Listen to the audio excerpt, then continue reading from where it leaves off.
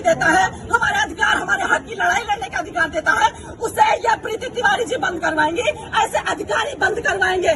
ये कह रही हमारा मूड खराब हो गया। हम मूड खराब होने का जिम्मा नहीं लेते, हम अपना काम करवाने आए हैं। आप पढ़ लिख कर अपनी मर्जी से अधिकारी बनी है, सुनने के लिए, जनता को झेलने के लिए, सेवा करने के लिए अधिकारी बनी है। आप अपने कार्यालय से जनता को दुर्व्यवहार करके कार्यालय से बाहर नहीं निकाल सकती है। यह अधिकार आपको नहीं है कि आप बोले हमको और आपके साथ खड़े 4 लोग और बोले कि आप भागिए यहाँ से, निकलिए कार्यालय से। अरे आपको पता नहीं है कि पत्रकार क्या होता है? आपने मामूली समझ लिया है। अरे आपको शर्म नहीं आती कि पत्रकार खड़ा होकर बोल रहे हैं मैम मुझे न्याय चाहिए, मैं एक पत्रकार हूँ। आपने क्या कर्तव्य निभाया?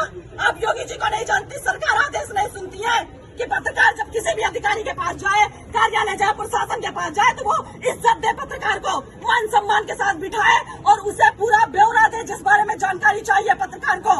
आप सुनती नहीं है, आप मेरी आजादी छीनेंगी, आप मेरे बोलने की आजादी छीनेंगी। मैं ऐसे नहीं होने दूंगी। प्रीति तिवारी जी, आपने हमारे जमीन पर कब्जा करवाया है और आप ही उस कब्जे को मुक्त करवाएंगी। मैं कुछ नहीं जानती हूँ, मैं सिविल करने जाऊँ, मुझे बोल रहे मेरे कार्यालय से भागे। कहीं सुना है आपने? कितना भी बड़ा सुपीरियर अधिकारी हो, कितना भी बड़ा अधिकारी हो, उसका नर्म लहजा होता है, उसका बात करने का तरीका अलग होता है। ये कहाँ से पढ़ लिख कर आई है? कैसे अधिकारी बन गई कि इनका मूड खराब हो जाता है एक पत्रकार के सवाल करने से? लेकिन मैं यहाँ पत्रकार की हैसियत से नहीं आई थी, मैं एक पीड़ित लड़की की हैसियत से लखनऊ से दौड़ दौड़ के आ रही हूँ कि मैं पीड़ित हूँ मैम, मुझे न्याय चाहिए। आपके गलत आदेश की वजह से मेरे घर पर कब्जा किया गया, आपने गलत कब्जा कर लिया, प्रशासन ने आपको गुमराह किया।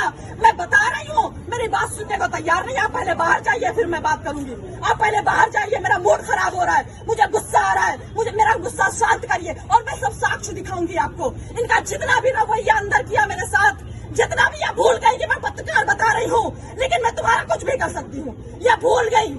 इनका सारा रवैया हमारे कैमरे में कैद है। इन्होंने जो बर्ताव एक पत्रकार के साथ किया, आप सोचिए, अंदाजा लगाइए कि जब ये आम जनता खड़ी हुई, जब इनके पास जाती होगी तो कैसे गूंगे बहरे की तरह खड़ी रहती होगी। इनके आदेश के लिए एक शब्द सुनने के लिए कितना बेचैन रहती होगी कि मैम कुछ तो हमारे हक में फैसला सुना दे, कुछ तो हमारे हक में बोल दे, कुछ तो मेरे साथ न्याय कर दे।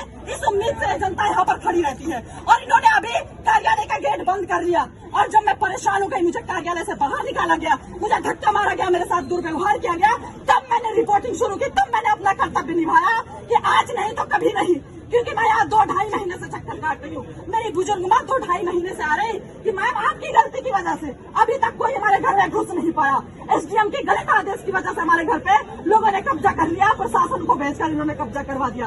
प्रशासन गलत रिपोर्ट लगा रहा है। जांच होनी चाहिए, निष्पक्ष जांच होनी चाहिए। हम बेईमान लोग नहीं है, गरीब आम जनता बेईमान नहीं होती है, अधिकारियों की तरह गलत फैसले नहीं लेती है, किसी का किसी पर कब्जा नहीं करवाती है। ये जो यहाँ पर आम जनता खड़ी है, ये बेईमान नहीं है। अपना खून पसीना बहाकर यहाँ पर लोग खड़े हुए हैं उम्मीद में कि हमें न्याय मिलेगा।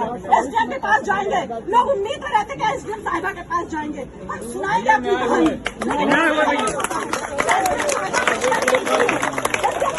महिला है, महिला के साथ न्याय होना चाहिए। प्रीति तिवारी जी से कि मैं रोने लगी। मैंने बोला मैम आप भी एक महिला हैं, आप भी अधिकारी हैं, मैं भी एक सीनियर पत्रकार हूँ, मैं लखनऊ में पत्रकार